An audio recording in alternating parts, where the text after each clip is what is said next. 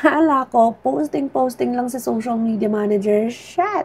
Hindi pala. So the reason why I am not able to grow more or get more clients before, it is because I have the wrong mindset of how social media management is and what can I offer as a social media manager. If you have 1 to 2 clients right now, I can tell you, you can get more client than that. And if you don't have client right now as a social media manager, you don't need to worry because on this video, if you finish it, I will teach you on how to make your journey as a social media manager so smooth.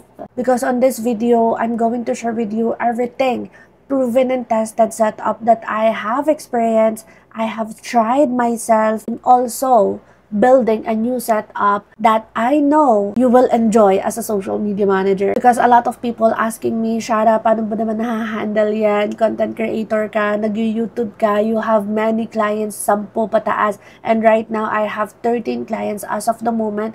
You still have business, you have dogs, and you are traveling. I know you are wondering as well, so keep on watching. Let me explain to you what other people is doing. That as social media manager, we are liable with everything, like strategizing, creating content calendar, creating content ideas, editing their content, posting them, engaging, story, like everything. That's full SMM. And as social media manager, we can definitely offer that. But imagine this. If you are doing everything for that one client, how many clients you can get offering that service? You can only get 1 to 2 clients or maximum of 3 clients, right? Because, of course, girl, kung 20 contents yan per month, you are creating 60 contents per month, tapos you are doing everything. That's definitely something that will burn you out as a social media manager, and that's my wrongdoing nung una pa lang ako dito sa industry na to. And I am telling you this para hindi mo na siya ma-experience. Or kung na-experience mo na siya, I'm so sorry, gagawan natin yan ng solusyon. Pero legit guys, sobrang hirap mag-offer ng full SMM for multiple clients, especially if you want multiple clients. Kasi syempre, tayong mga Pinoy, mga sakim tayo mga gahaman tayo. We want more, di ba? So how we can get more if we are stick to those clients who we are offering those full SMM service. Kaya ngayon, kapag tinapos mo tong video na to, reflect to yourself and stop offering that full SMM. You can still offer that to 1 to 2 clients. And if you want more clients, like 10, 15, 20 pataas, isa lang dapat ang meron kang full SMM. Because on my second setup, which is the interesting part for you guys, my second setup is I only offer 2 full SMM service to 2 clients, and then nag-offer na ako ng project base. Sa project base na yon, I am offering engagement only. Yes, you can do that. Ito yung pinaka na-enjoy ko on my second setup na hindi ko na siya ginagawa ngayon kasi nagsawa na ako sa pag-engage. And as a social media manager, we can do that. Kasi diba, kasama sa full SMM natin service, the engagement. So ngayon, sa project base, ihiwalay mo na siya. Mag-offer ka lang to those clients ng engagement lang. And yung mga client na kailangan nun is yung mga content creator na ang gusto ay tumaas ang followers. Kaya dapat, as someone, is you know how to increase the followers to do engagement. And that's something that I am discussing to my one-on-one coaching session. So, offer engagement. Paano i-offer si engagement? Kailangan meron kang deliverables and at the same time, may expected result. Because before, I am offering engagement per package and by result. For example, I am offering, okay, kung gusto mo tumaas yung followers mo, I can get you 200 to 250 followers a month and I am offering that for this amount. Once na-achieve ko na yung 200 to 250 followers na yon for that client, for a month yun ha. So let's say, I am able to achieve that 200 to 250 followers within 15 days. So, I have another 15 days to get more client kasi natapos ko na yung sa client na yun Tapos na ako sa'yo. Depende na lang kung magre-renew ka ng contract within that day. And kapag nag-renew ng contract si client, so let's say, this is an example lang ha.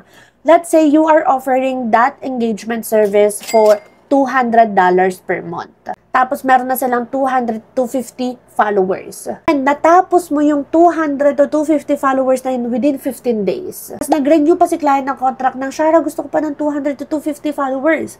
Magsa-sign in ulit ako or magre-renew ako ng contract. And that's another $200 for you. Ibig sabihin, may $400 ka na in 1 month. And that's how I offer engagement only for client. And doon talaga ako na-addict kaka-offer before.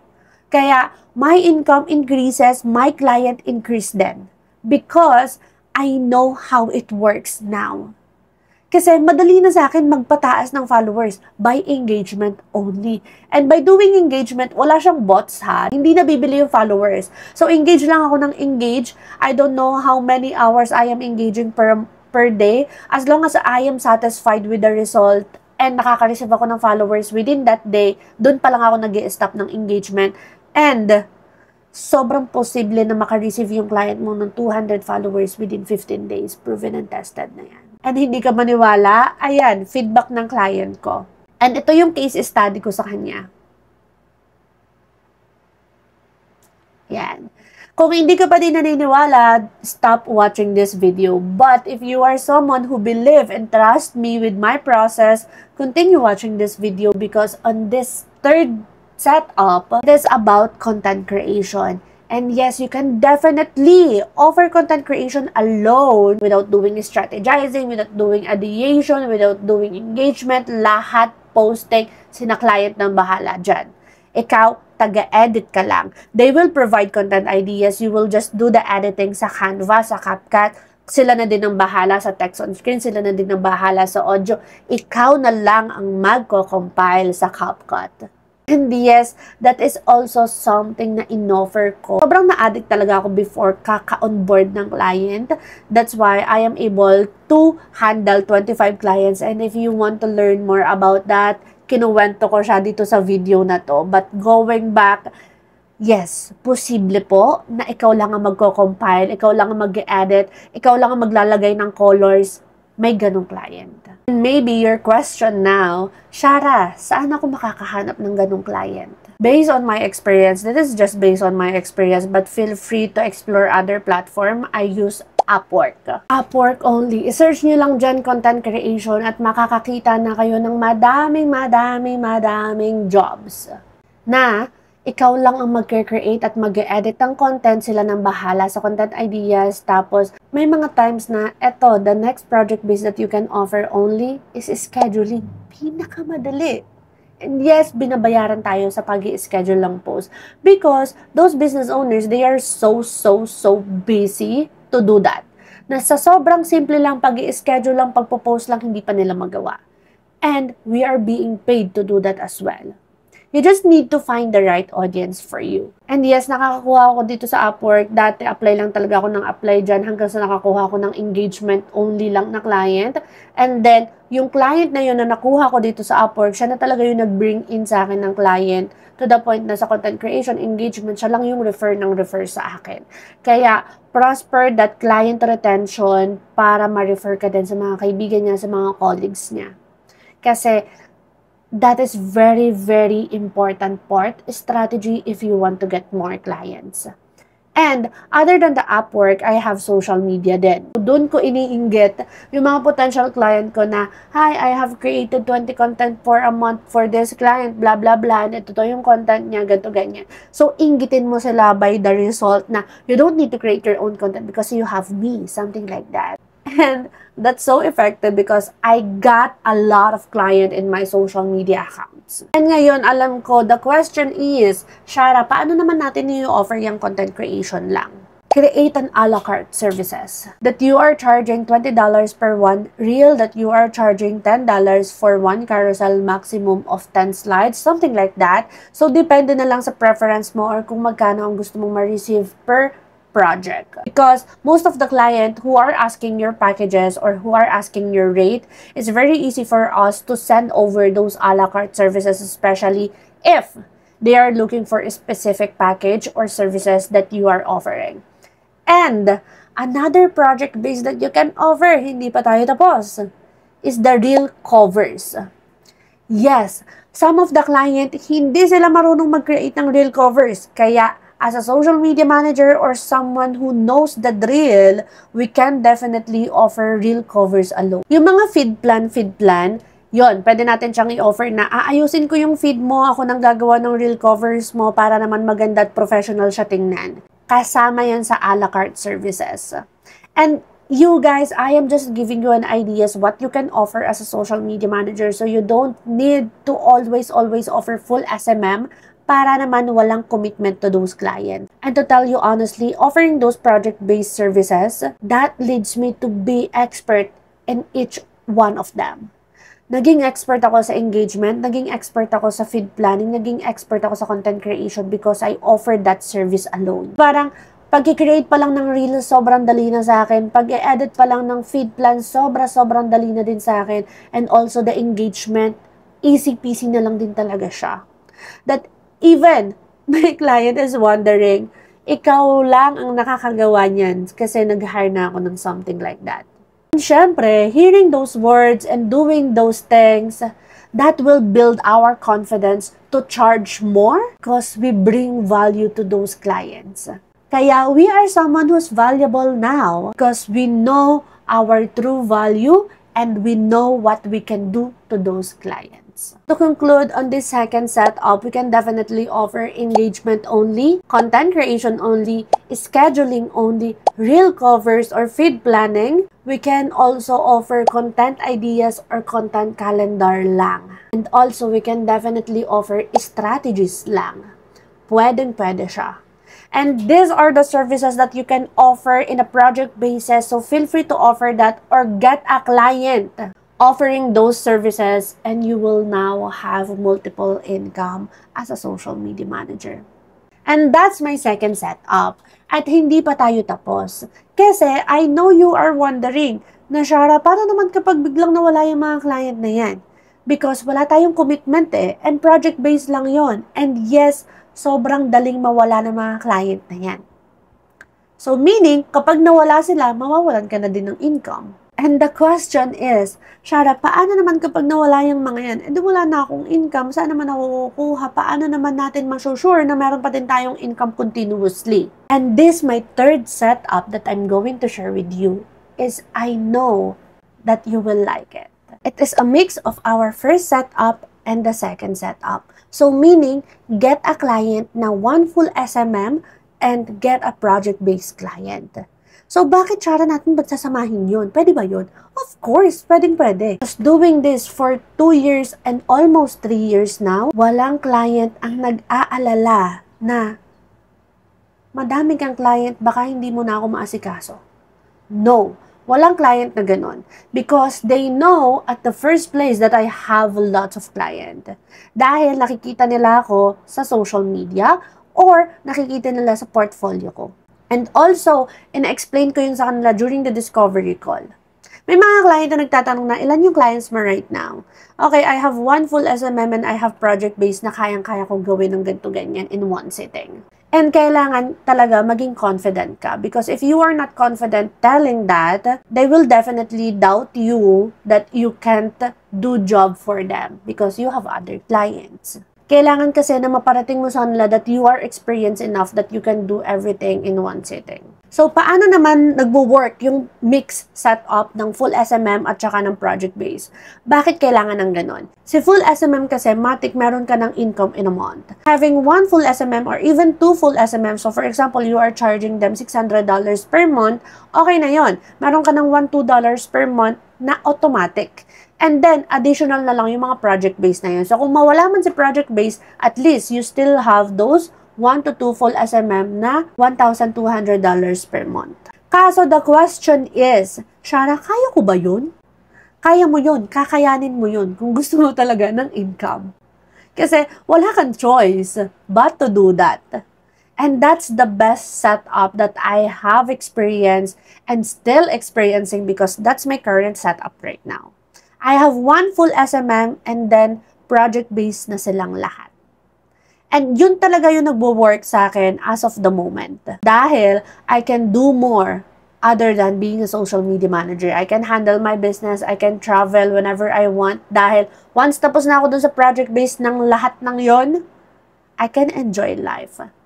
I can focus on one full SMM. And once tapos na ako kay one full SMM, tapos na din ako sa project base, I have an option to accept more client, but I chose not to because I want to explore other things in social media such as here being in a YouTube and offering travel content creation. But of course, hindi naman porket sinabi ko sa inyo yung mga setup ko na yon is you will do the same thing. I want you to ask these questions before you choose a setup for yourself. Kasi nakadepende yan sa lifestyle na meron ka at the same time sa goal na meron ka ngayon. Kasi hindi naman porket na sinabi ko yun sa'yo, naging aware ka na and you will apply it ASAP. No, ask these questions first for yourself. First question is, what part of social media management do I actually enjoy? Kailangan kasi yung mga ginagawa natin, gusto talaga natin. And before, I enjoy engaging. That's why I offer engagement only. But now, I don't really enjoy engaging with those people. That's why I stop offering engagement only. I start offering content creation or video editing. You have to know kung saan ka nag-e-enjoy. Ano yung project na yon? Ano yung skills na yon na talagang nag-e-enjoy ka gawin? Ito ba yung content calendar, pag-create ng content ideas, pag-edit ba, pag-engage ba? But make sure you know how to exactly do that and you enjoy doing that. Kasi kung hindi ka nag-e-enjoy, para saan pa nagtrabaho ka, diba? Kasi syempre, ayaw naman natin magtrabaho tayo na pilit lang. Kaya dapat, it is something that we are enjoy doing. Next question is very important. Gusto mo ba is long-term client or short-term client? So, depende yan sa kung anong goals mo. Because I have this someone who availed my coaching session na tinanong niya ako na, Shara, hindi pa ako makakapag-offer talaga ng mga project-based kasi natatakot ako mawalan ng client. Natatakot ako mawalan ng income. Kasi estudyante ako, breadwinner ako, ganito, ganyan. Madami akong babayaran. And that's the case. Kaya I want you to ask yourself, sa tingin mo, ano yung setup na mag-work talaga sa'yo? Huwag ka agad desisyon ng desisyon. So make sure that you consider other things in your life kung siya ba ay okay sa lifestyle mo right now. So kung gusto mo long-term client, dun ka sa full SMM. But if you have the capacity to accept short-term client, pwede mo silang pagsabayin. And I think that's the best option talaga, is the mixed service. Full SMM with long-term client and project-based with short-term client. If you can just offer it lang naman. But if you don't have the capacity to do it pa, you are not confident, no worries, take your time. I-wait mo muna kung kailan ka confident at kung kailan ka na ready. And the last question, am I good with meetings? The back and forth meetings, kaya ko ba siya? Kaya ba siya ng time ko? Or gusto ko lang yung mga done-for-you offers.